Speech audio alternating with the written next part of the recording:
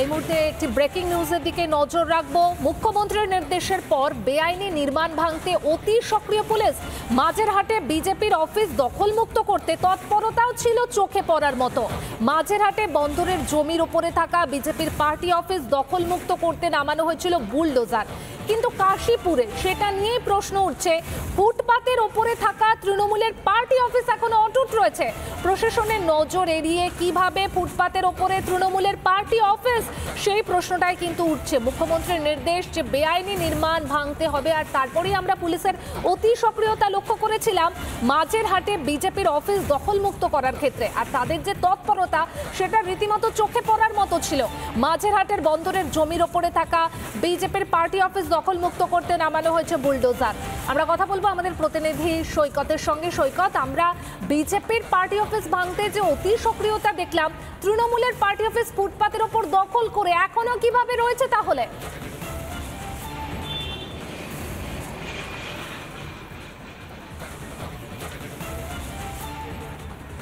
দেখো, কলকাতা পোর্ট ট্রাস্টের জমিতে যেদিন আদালতের নির্দেশ অনুযায়ী উচ্ছেদ অভিযান চলছিল, সেদিনেই এই মাঝেরহাট লাগোয়া এই গড়াগাছা রোড এইখানে বিজেপির পার্টি অফিস ছিল।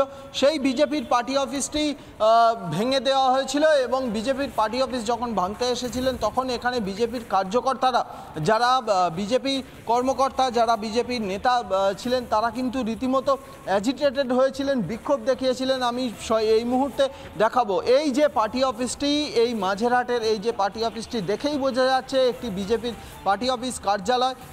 ফ্ল্যাগ এখনও পর্যন্ত রয়েছে এবং এই পার্টি অফিসটি ভেঙে দেওয়া হয়েছিল কলকাতা পোর্ট ট্রাস্টের তরফ থেকে। আদালতের নির্দেশেই ভেঙে দেওয়া হয়েছিল এবং তারপর থেকে সেই একই অবস্থায় রয়েছে। এই নিয়ে যেদিন এই উচ্ছেদ অভিযান চলেছিল, যেদিন এই পার্টি অফিস ভাঙচুর হয়েছিল, সেদিন এখানকার নেতারা কার্যত যারা ভাঙতে এসেছিলেন তাদেরকে ঘিরে একটা বিক্ষোভ দেখিয়েছিলেন যে আচমকা এইভাবে কোনো নোটিশ ছাড়া এইভাবে কি করে ভাঙচুর করে দেওয়া যায়। আমি ভিজুয়ালটা আরও একবার দেখাবো, আমার ভিডিও জার্নালিস্ট পিনাকি নন্দী সেই ভিজুয়ালটা দেখাচ্ছে। এই যে মাঝেরহাটের যে গড়াগাছা রোড, সেই গড়াগাছা রোডেই এই পার্টি অফিসটি ভাঙচুর করে দেওয়া হয়েছিল। কিন্তু অভিযোগ বিভিন্ন জায়গায়, গোটা রাজ্যের এমনকি শহর কলকাতায়ও বিভিন্ন জায়গায় তৃণমূলের পার্টি অফিস এইভাবে রাস্তা দখল করে তৈরি হয়ে রয়েছে, সেইগুলো এখনো পর্যন্ত ভাঙা হচ্ছে না। এবং সবথেকে বড় কথা, মুখ্যমন্ত্রী মমতা বন্দ্যোপাধ্যায় তিনি নিজেই বলেছেন ফুটপাত বা রাস্তা কোনোভাবে দখল করা যাবে না, কিন্তু সেই নির্দেশের পরেও কিন্তু সেই পার্টি অফিসগুলো অবৈধভাবে রয়েছে। অন্যদিকে বিরোধী রাজনৈতিক দলের পার্টি অফিস যেগুলো ফুটপাতের ওপরে রয়েছে সেগুলো গুড়িয়ে দেওয়া হচ্ছে। অর্থাৎ সৈকত, বিরোধীদের ক্ষেত্রেই কোথাও গিয়ে কঠোর প্রশাসক। আবারও তোমার কাছে ফিরবো, আপাতত ধন্যবাদ তোমাকে।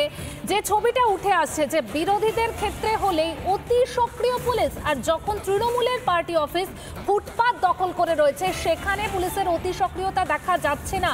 প্রশাসনের নজর এড়িয়ে এখনো অটুট রয়েছে ফুটপাতের ওপরে তৃণমূলের পার্টি অফিস। আর অন্যদিকে আমরা মাঝেরহাটের ছবিটা দেখেছিলাম, সেখানে মাঝেরহাট বন্দরের জমির ওপরে যে বিজেপির পার্টি অফিস ছিল, সেই পার্টি অফিস দখলমুক্ত করার জন্য পুলিশের অতি সক্রিয়তা। আর এই ঘটনায় কাশীপুরের স্থানীয়রা ঠিক কি বলছেন শুনবো।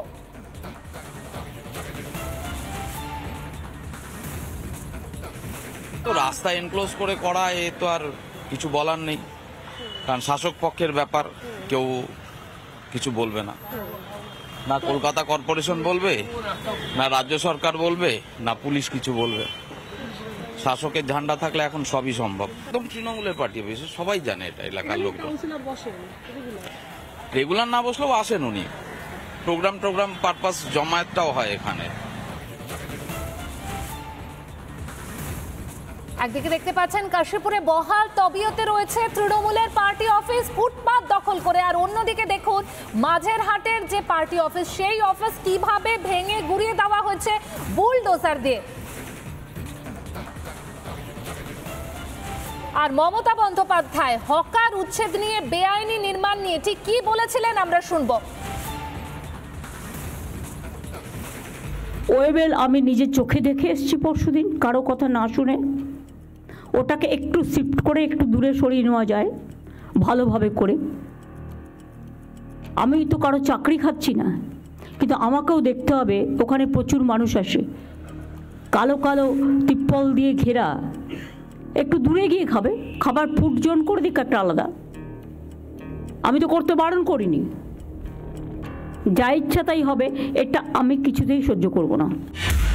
একটা করে নতুন ওসি আসে আর বসিয়ে দেয়, আর আমি ঘাতক ঝগড়া করব। আমি রাস্তায় গেলেই দেখতে পাই পুলিশের চোখে পড়ে না, সব চোখে ঠুলি দিয়ে বসে আছে আর ভাবে এগুলো কারো নজরে আসবে না। কেন? ওয়াই? এখন থেকে রিভিউ কমিটির নামে একটা রিভিউ কমিটি তৈরি করা হবে, যেখানে ভিজিলেন্সকে রাখা হবে এবং যেখানে এসিবিকে রাখা হবে এবং যেখানে সিআইডিকে রাখা হবে, এডিজি ল অ্যান্ড অর্ডার থাকবে এবং আমি ডাইরেক্টর অফ সিকিউরিটিকেও থাকতে বলছি, যেহেতু তাদের পাবলিক সিকিউরিটিটা দেখতে হয়। কেন্দ্রীয় শিক্ষা প্রতিমন্ত্রী ও রাজ্য বিজেপির সভাপতি সুকান্ত মজুমদার এই প্রসঙ্গে কি বক্তব্য রেখেছেন আমরা শুনবো। জুড়ে কত তৃণমূল কংগ্রেসের অফিস দেখতে চাইবে মমতা বন্দ্যোপাধ্যায়?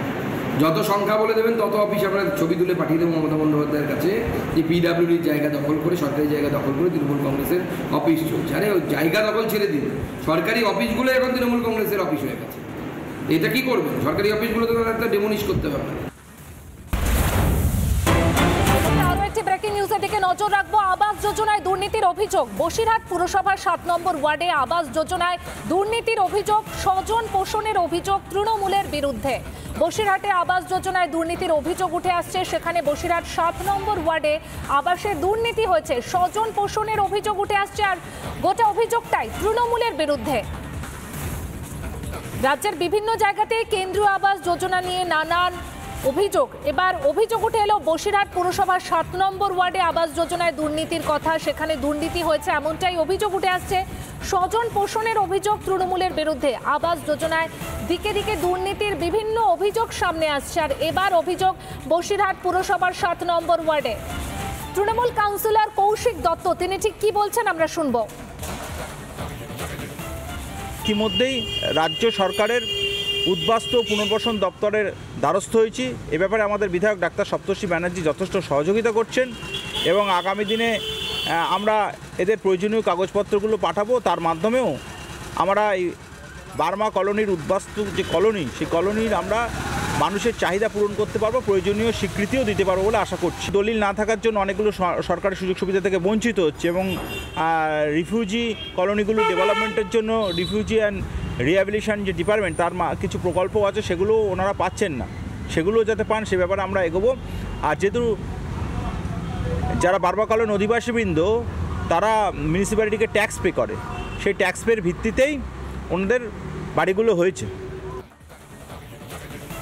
আবাস যোজনায় দুর্নীতির অভিযোগ উঠে আসছে বসিরহাট পুরসভার 7 নম্বর ওয়ার্ডে আবাস যোজনায় দুর্নীতির অভিযোগ, আর এক্ষেত্রে অভিযোগ স্বজন পোষণের অভিযোগ হয়েছে।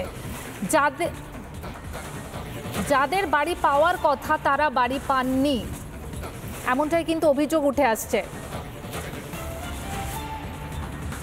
স্থানীয় বিজেপি নেতা শান্তনু চক্রবর্তী তিনি ঠিক কি বলছেন আমরা শুনবো। বৈধ কাগজপত্র না থাকে জমির, তাহলে সে আইনত প্রধানমন্ত্রী আবাস যোজনায় ঘর পেতে পারে না।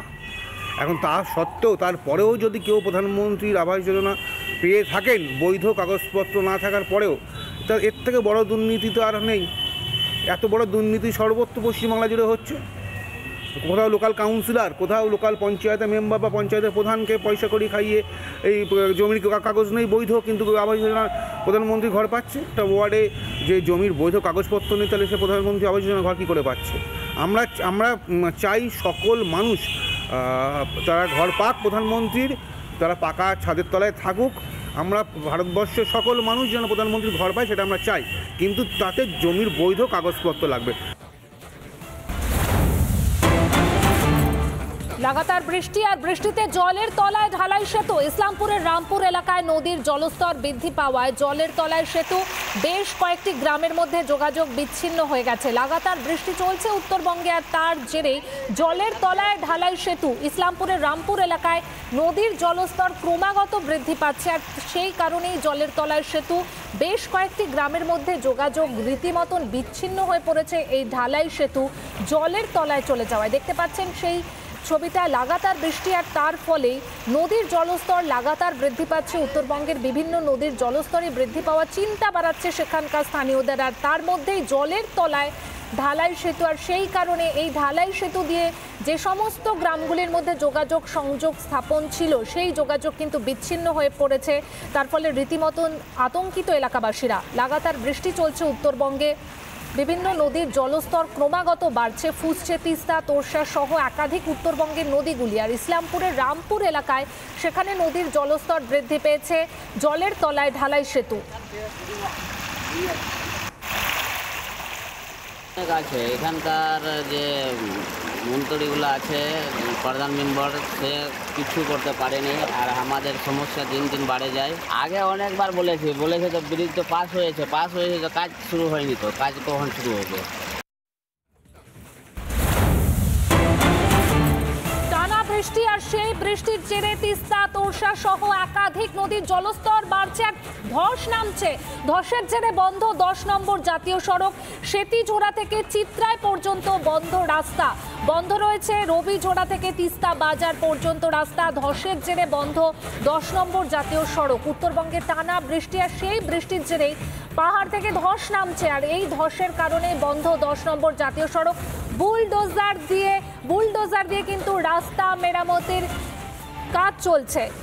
সেতিঝোড়া থেকে চিত্রায় পর্যন্ত বন্ধ রাস্তা, আর অন্যদিকে রবিজোড়া থেকে তিস্তা বাজার পর্যন্ত রাস্তা বন্ধ রয়েছে। লাগাতার ধস আর ধসের জেরে গুরুত্বপূর্ণ যে জাতীয় সড়ক 10 নম্বর, সেই জাতীয় সড়ক বন্ধ রয়েছে।